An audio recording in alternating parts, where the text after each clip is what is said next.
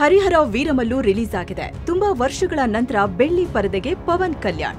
ಐತಿಹಾಸಿಕ ಕಥೆ, ಮೊಘಲರ ಆಡಳಿತ, ಕೊಹಿನೂರ್ ವಜ್ರ, ವೀರಮಲ್ಲು ರಾಬಿನ್ ಹುಡ್ ಸ್ಟೈಲ್, 250 ಕೋಟಿ ಬಜೆಟ್.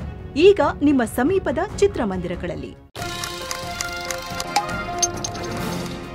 ಬಿಸಿಸಿಐಗೆ Modi big shock. ಸರ್ಕಾರದ ಕೈಗೆ ಕ್ರಿಕೆಟ್ ಬೋರ್ಡ್. ಏನಿದು ಮೋದಿ ಹೊಸ ಸ್ಪೋರ್ಟ್ಸ್ ಬಿಲ್? ನಮಸ್ಕಾರ ಸ್ನೇಹಿತರೆ, mastmaga.comಗೆ ಸ್ವಾಗತ. ನಾನು ಅಮರ್ ಪ್ರಸಾದ್. ಸ್ನೇಹಿತರೆ, ಭಾರತದ ಕ್ರೀಡಾ ಕ್ಷೇತ್ರದಲ್ಲಿ ಭಾರಿ ಬದಲಾವಣೆ ಆಗ್ತಾ ಇದೆ. ವಿಶ್ವದ ಅತ್ಯಂತ ಶಕ್ತಿಶಾಲಿ ಕ್ರಿಕೆಟ್ ಮಂಡಳಿ ಬಿಸಿಸಿಐಗೆ ಮೋದಿ ಸರ್ಕಾರ ಶಾಕ್ ಕೊಡ್ತಾ ಇದೆ. ಕ್ರಿಕೆಟ್ ಬಿಗ್ ಬಾಸ್ ನ ಕೇಂದ್ರ ಸರ್ಕಾರ ಕಂಟ್ರೋಲ್ಗೆ ತಗೊಳ್ಳೋಕೆ ಹೊರಟಂಗೆ ಕಾಣಿಸ್ತಾ ಇದೆ. ಈ ಸಂಬಂಧ ಸಂಸತ್ನಲ್ಲಿ ರಾಷ್ಟ್ರೀಯ ಕ್ರೀಡಾ ಆಡಳಿತ ಮಸೂದೆ ಮಂಡನೆಯಾಗಿದ್ದು, ಪಾಸ್ ಆಗಿ ರಾಷ್ಟ್ರಪತಿ ಅನುಮೋದನೆ ಕೊಟ್ರೆ ಬಿಸಿಸಿಐ ಸರ್ಕಾರದ ಅಡಿಗಡೆ ಕೆಲಸ ಮಾಡಬೇಕಾಗತ್ತೆ. ವಿಶ್ವದ ಶ್ರೀಮಂತ ಸ್ಪೋರ್ಟ್ಸ್ ಬಾಡಿ ಸಾಮಾನ್ಯ ಕ್ರೀಡಾ ಸಂಸ್ಥೆ ಆಗ್ಬಿಡುತ್ತೆ. RTI ವ್ಯಾಪ್ತಿಗೂ ಬರಬೇಕಾಗತ್ತೆ. ಹಾಗಿದ್ರೆ ಕೊನೆಗೂ ಬಿಸಿಸಿಐ ಪವರ್ಗೆ ಬ್ರೇಕ್ ಬಿತ್ತ. ಬಿಸಿಸಿಐ ಸರ್ಕಾರದ ಅಧೀನದಲ್ಲಿ ಕೆಲಸ ಮಾಡೋದ್ರಿಂದ ಏನು ಬದಲಾವಣೆಯಾಗತ್ತೆ? RTI ನಿಂದ ಶ್ರೀಮಂತ ಕ್ರಿಕೆಟ್ ಮಂಡಳಿಯ ಹಣಕಾಸಿನ ಮೇಲೆ ಕಂಟ್ರೋಲ್ ಚೆನ್ನಾಗಾಗತ್ತಾ ಅಥವಾ ಧಕ್ಕೆ ಆಗತ್ತಾ? ಇದರಿಂದ ಕೇಂದ್ರ ಸರ್ಕಾರ ಮಂಡಿಸಿರೋ ಬಿಲ್ ನಲ್ಲಿ ಏನೆಲ್ಲ ಇದೆ ಎಲ್ಲವನ್ನ ನೋಡ್ತಾ ಹೋಗೋಣ. ಕಡೆ ತನಕ ಮಿಸ್ ಮಾಡಿದೆ ನೋಡಿ. ರಾಷ್ಟ್ರೀಯ ಕ್ರೀಡಾ ಮಂಡಳಿ ಬಂತು ಬಿಸಿಸಿಐ ದೊಡ್ಡಪ್ಪ.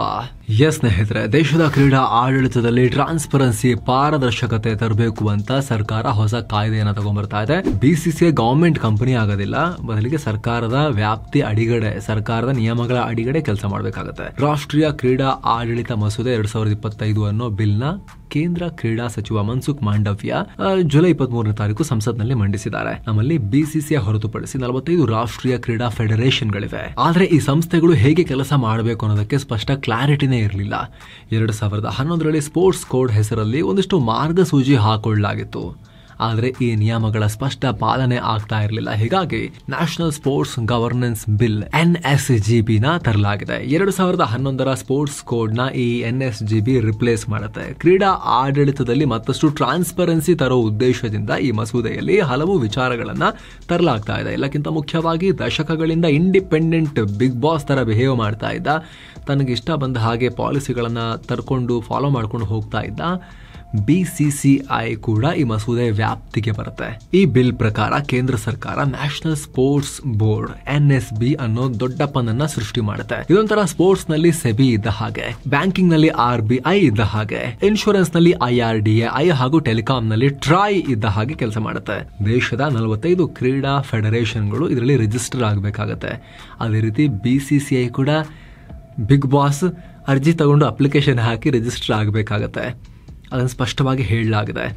ಇದು ದೊಡ್ಡ ಬೆಳವಣಿಗೆ. ಯಾಕಂದ್ರೆ ಬಿಸಿಸಿಐ ತಮಿಳುನಾಡು ರಿಜಿಸ್ಟ್ರೇಷನ್ ಕಾಯ್ದೆ ಅಡಿಯಲ್ಲಿ ರಿಜಿಸ್ಟರ್ ಆಗಿರೋ ಸಂಸ್ಥೆ. ಹೀಗಾಗಿ ಇಷ್ಟು ದಿನ ತಾನು ಸ್ವಾಯತ್ತ ಸಂಸ್ಥೆ, ಸರ್ಕಾರದಿಂದ ಫಂಡ್ ತಗೊಳ್ಳಲ್ಲ, ನಮಗೂ ನಿಮಗೂ ಸಂಬಂಧ ಇಲ್ಲ, ನಮ್ ದುಡ್ಡು ನೀವು ಕೇಳಬೇಡಿ, ನಿಮ್ದು ನಮಗ್ ಕೊಡಬೇಡಿ ಅಂತ ಹೇಳ್ತಾ ಇತ್ತು. ಆದ್ರೀಗ NSGB ವ್ಯಾಪ್ತಿಗೆ ತಂದಿರೋದ್ರಿಂದ ಬಿಸಿಸಿಐ ಕೂಡ ರಾಷ್ಟ್ರೀಯ ಕ್ರೀಡಾ ಮಂಡಳಿ NSB ಅಡಿಗೆ ಕೆಲಸ ಮಾಡಬೇಕಾಗತ್ತೆ.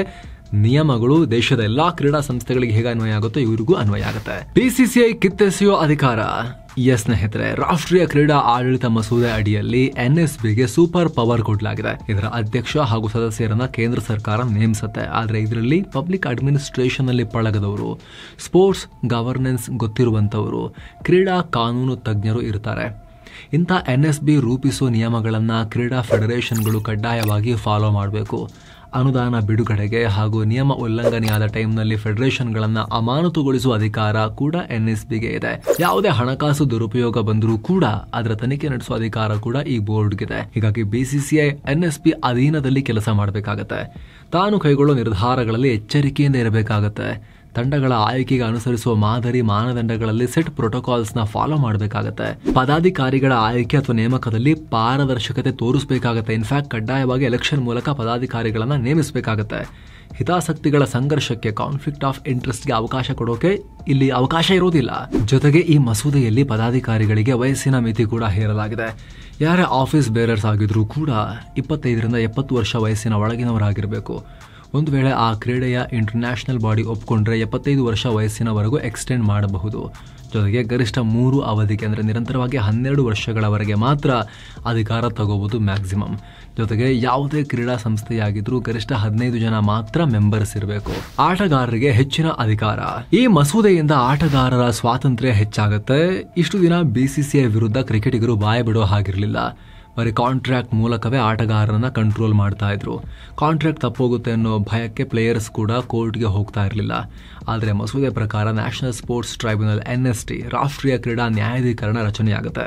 ಹೀಗಾಗಿ ಯಾವುದೇ ಕುಂದುಕೊರತೆ, ವ್ಯಾಜ್ಯ, ಇಶ್ಯೂಸ್ ಇದ್ರೂ ಕೂಡ ಆಟಗಾರರು ಟ್ರೈಬ್ಯುನಲ್ಗೆ ಹೋಗಬಹುದು. ಬೋರ್ಡ್ನ ಸೆಲೆಕ್ಷನ್ ಪಾಲಿಸಿ ಸರಿ ಇಲ್ಲ, ಭೇದ ಭಾವ ಮಾಡ್ತಾ ಇದ್ದಾರೆ ಅಂತ ಅನಿಸಿದ್ರೆ ಕಂಪ್ಲೇಂಟ್ ಮಾಡಬಹುದು. RTI ವ್ಯಾಪ್ತಿಗೆ ಶ್ರೀಮಂತ BCCI. ಸ್ನೇಹಿತರೆ, BCCI ಸರ್ಕಾರದ ಸುಪರ್ದಿಗೆ ಬರೋದ್ರಿಂದ ಆಗೋ ದೊಡ್ಡ ಬದಲಾವಣೆ ಅಂದ್ರೆ RTI. 2010ರಿಂದಲೂ BCCIನ RTIಗೆ ತರೋ ಪ್ರಯತ್ನ ನಡೆದಿತ್ತು, ಆದರೆ BCCI ಕೇಳ್ತಾ ಇರಲಿಲ್ಲ. ಆದ್ರೆ ಈಗ NSGB ಅಡಿ ರಿಜಿಸ್ಟರ್ ಆಗೋದ್ರಿಂದ BCCI ಕೂಡ ಸಾರ್ವಜನಿಕರಿಗೆ ಉತ್ತರದಾಯಿ ಸಂಸ್ಥೆಯಾಗುತ್ತೆ. ಹೀಗಾಗಿ RTI ಅರ್ಜಿ ಹಾಕಿದಾಗ ಮಾಹಿತಿ ಕೊಡಲೇಬೇಕಾಗತ್ತೆ. ಕೇವಲ RTI ಅಷ್ಟೇ ಅಂತಲ್ಲ, ಸಾರ್ವಜನಿಕ ಸಂಸ್ಥೆಯಾಗೋದ್ರಿಂದ ಹಣಕಾಸು ದಾಖಲೆ ನಿರ್ವಹಣೆಯಲ್ಲಿ ಪಾರದರ್ಶಕತೆಯನ್ನ ತೋರಬೇಕಾಗತ್ತೆ. ಕಾಲಕಾಲಕ್ಕೆ ಸಾರ್ವಜನಿಕ ಪ್ರಕಟಣೆ ಮಾಡಬೇಕಾಗತ್ತೆ. ಹಣಕಾಸಿನ ಮೂಲ ಹಾಗೂ ಅಂತ್ಯಗಳ ಬಗ್ಗೆ ಮಾಹಿತಿ ಕೊಡಬೇಕಾಗತ್ತೆ. ಇದು ಇಂಪಾರ್ಟೆಂಟ್.